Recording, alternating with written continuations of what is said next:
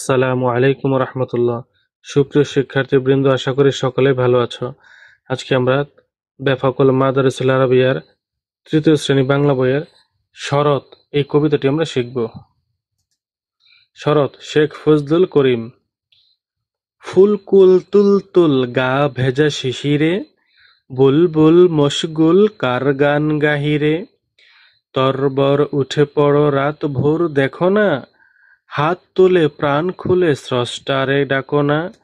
ঝাঁক ঝাঁক মৌচাক মৌমাছি বিহরে, কলিগুলি দুলি দুলি স্বপনেতে শিহরে। ঝিকমিক দশ দিক নাইপিক পাপিয়া, সাদাবক চকচক উড়ে যায় ডাকিয়া। ভেজা ভেজা তাজা তাজা শেফালির সুবাসে, শিশুদল কোলাহল করে নানা হরষে। কাশবন শন শন ধ্বনি ওঠে পাথারে, লঘু মেঘ ধরি বেগ ভেসে যায় পাহাড়ে। এখন আমরা এই কবিতার যে শব্দার্থগুলো রয়েছে সেগুলো জানব। তার আগে কয়েকটি যুক্ত বর্ণ জেনে নেই। যেহেতু কবিতার মধ্যে মাত্র 4টি যুক্ত বর্ণ রয়েছে, এই যেখানে আমরা জেনে নেই। মশগুল, মশগুল, এখানে গ এর রসুকার গু, গ আর রসুকার দিলে এইরকম দেখায়, মশগুল মশগুল। স্রষ্টারে, এখানে রয়েছে দন্ত স রফলা, দন্ত স রফলা, আর এখানে রয়েছে মূর্ধন্য স মানে পেট কাটা স আর ট, পেট কাটা স আর ট। স্রষ্টারে, স্রষ্টারে।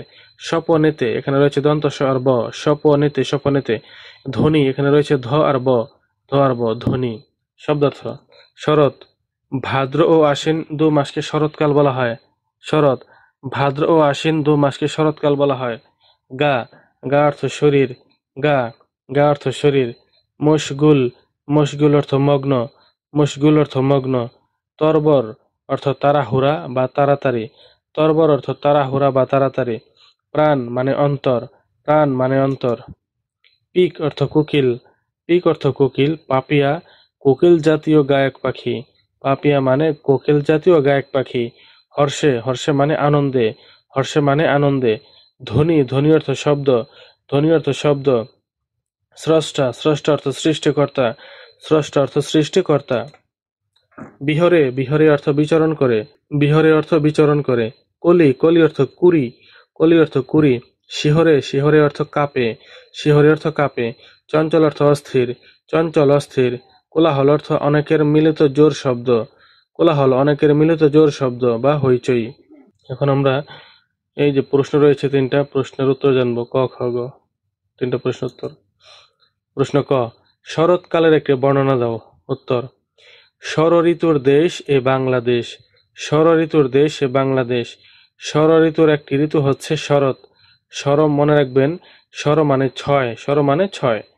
ষড় ঋতুর মানে 6 ঋতুর, ষড় ঋতুর মানে 6 ঋতুর একটি ঋতু হচ্ছে শরৎ।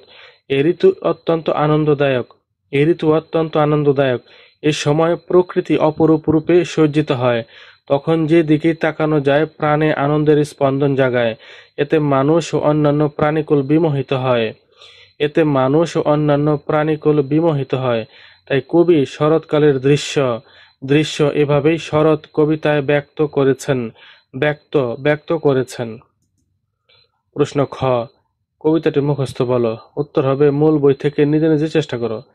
প্রশ্ন গ, কোন কোন মাস মিলে শরৎকাল হয়, তখন শিশুরা কি করে? উত্তর: ভাদ্র ও আশ্বিন মাসে শরৎকাল হয়, ভাদ্র ও আশ্বিন মাসে শরৎকাল হয়। এ সময় শিশুরা নানা আনন্দে কোলাহল করে, এ সময় শিশুরা নানা আনন্দে কোলাহল করে। এখন আমরা এই যে 2 নম্বরে বাক্য রচনা রয়েছে সেগুলো জানবো। বাক্য রচনাগুলো হলো, এই যেখানে যে শব্দগুলো দেওয়া আছে, তরবর, চকচক, শনশন, তুলতুল, 4টি দেওয়া আছে। 4টি শব্দ দিয়ে 4টি বাক্য রচনা। তরবর, তরবর করে খেও না, তরবর, তরবর করে খেও না। আর আমরা জানি তরবর হচ্ছে তাড়াতাড়ি, তাড়াতাড়ি করে খেও না। চকচক, চকচক করলেই শোনা হয় না, চকচক করলেই শোনা হয় না।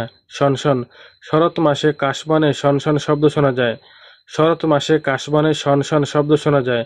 তুলতুল, পাকা পেঁপেটি খুব তুলতুলে, পাকা পেঁপেটি খুব তুলতুলে। এখন আমরা এই যে 3 নম্বরে রয়েছে, এ কবিতার নিম্নোক্ত দ্বিরুক্ত শব্দগুলো লক্ষ্য করো। একই শব্দের পুনরাবৃত্তিকে দ্বিরুক্তি বলে, মানে একই শব্দ পুনরায় আবৃত্তি করাকে, মানে 2বার বলা, একই শব্দকে 2বার বলা, সেটা হচ্ছে দ্বিরুক্তি শব্দ। যেমন রয়েছে তুল তুল, দুলি দুলি, শন শন, চক চক, ভেজা ভেজা, তাজা তাজা, এরূপ আরো 5টি শব্দ লেখো। অর্থাৎ এখানে তো কয়েকটি শব্দ দেওয়া আছে, এরকম আরো 5টি শব্দ লিখতে হবে। যেমন তুল তুল, একই শব্দ দুইবার হয়েছে। তুল তুল, দুলি দুলি, একই শব্দ দুইবার হয়েছে। শন শন, একই শব্দ দুইবার হয়েছে। চক চক, ভেজা ভেজা, তাজা তাজা, মানে একটা শব্দ দুইবার করে হয়েছে। এরকম আরো 5টি শব্দ লিখতে বলেছে 3 নম্বরে। এখন আমরা এই যে লিখবো যে এটি তো দেওয়াই আছে প্রশ্নের মধ্যে, তাজা তাজা পর্যন্ত দেওয়াই আছে, তুল তুল থেকে তাজা তাজা পর্যন্ত দেওয়াই আছে। এখন আরো 5টি শব্দ লিখলাম। ভন ভন, ঠন ঠন, কন কন, হন হন, টন টন, আরো 5টি শব্দ লিখলাম। মনে রাখবেন বন্ধুরা, দ্বিরুক্তি শব্দ হচ্ছে একই শব্দ দুইবার আবৃত্তি করা, দুইবার পড়া, একই শব্দ দুইবার পড়া, সেটা হচ্ছে দ্বিরুক্তি শব্দ। এখন হচ্ছে 4 নম্বর। 4 নম্বর বলেছে না শব্দটি সাধারণত নয় অর্থে ব্যবহৃত হয়।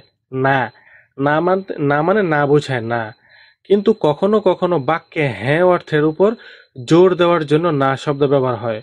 যেমন রাত ভোর, দেখো না, মানে বন্ধুরা এটা হচ্ছে যে না নয়কার না দ্বারা নাই বোঝায়, না বোঝায়, না মানে নয় বোঝায়, কিন্তু কোনো কোনো ক্ষেত্রে না দ্বারা হ্যাঁ বোঝায়। যেমন রাত ভোর, দেখো না, স্রষ্টারে ডাকো না, এই না দ্বারা কিন্তু না বুঝায় নাই, মানে রাত ভোর দেখো না এর দ্বারা বুঝাইছে তুমি রাতকে দেখো, হ্যাঁ বুঝাচ্ছে।